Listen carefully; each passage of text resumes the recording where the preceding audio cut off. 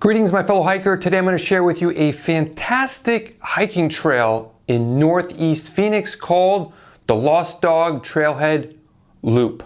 Hi, I'm Brice, the president of Vaucluse, where we love to sweat less and we love to explore more. And today I'm just going to be sharing with you a hike that I recently took. It's about an hour long and it's fantastic because, well, as you know, Phoenix, Arizona, at least the southern bottom half of Arizona, can get quite hot.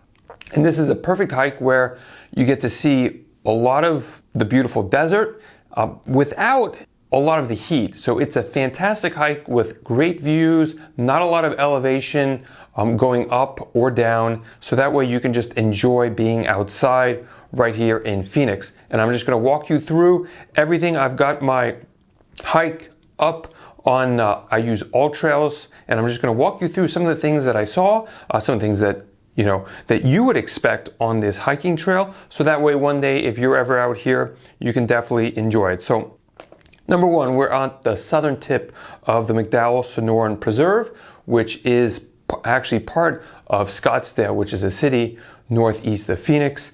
You literally can drive, if you're in the town of Phoenix, you can literally drive there within minutes, and then all of a sudden you have over 30,000 acres of pretty much anything that you can go hiking there, you can go camping, you can do a lot of stuff. It's absolutely beautiful. And one of my objectives with all of these videos that I'm doing is to share with you some of the beauty out here in Northeast Arizona. The name of the hiking trail, well, I actually took 3 different trails. I started from the Lost Dog Trailhead, and you just start there, and I took the Lost Dog Wash Trail. Say that a few times. Then the Old Jeep Trail and the Sunrise Trail. And what you'll find, and I'm going to show this with my All Trails, is you're pretty much walking inside of, there's, I guess you could call it a mountain range. And so you walk in and you're just in this kind of this nestled around these quasi hills, mountains. They're quite big, and you just walk in between them or walk around them, kind of just nestled comfortably.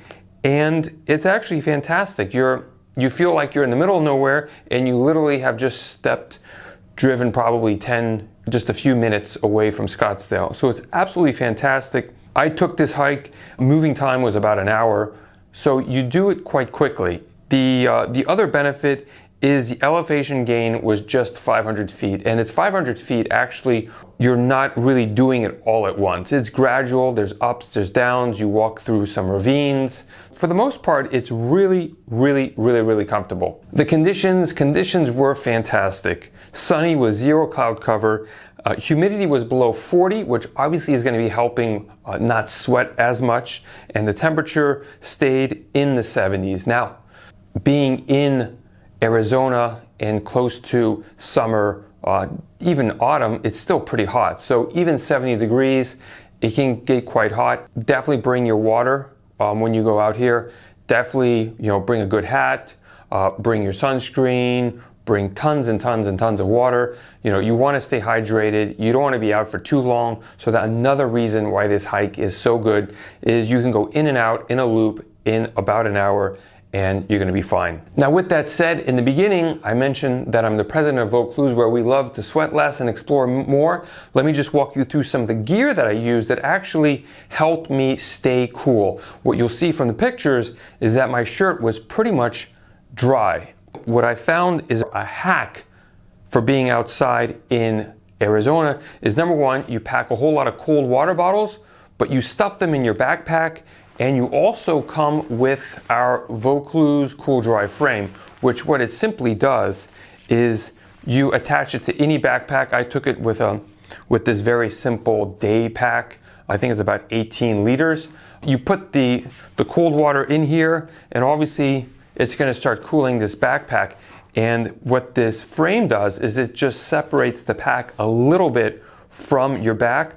And what actually happens is, because there's that air gap separation, the cold air from the backpack actually coincides or mingles, however you want to describe it, with the hot air from your back, all that heat that you're building from hiking. And the two mix together. The cold the cold air stays cold, the hot air obviously is mixing with it, and all of a sudden it's like you have a cool air conditioning unit on the back. So rather than having that backpack stuck to you and the heat really can't dissipate at all. And one of the key things about getting cooler is that your sweat, the heat needs to evaporate. If it's not evaporating, your body can't get cooler. It's very, very difficult. So to just do what's natural, you allow that hot air to just evaporate by having this gap there, but you also allow that hot air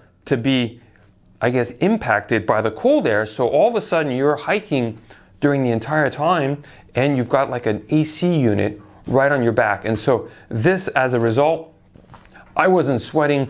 Probably could have hiked probably another hour, hour and a half out there, and the temperature was going up a whole lot more. So that's how I stayed cool and dry out there in Scottsdale, Arizona on the Lost Dog Trailhead. See you on the trails.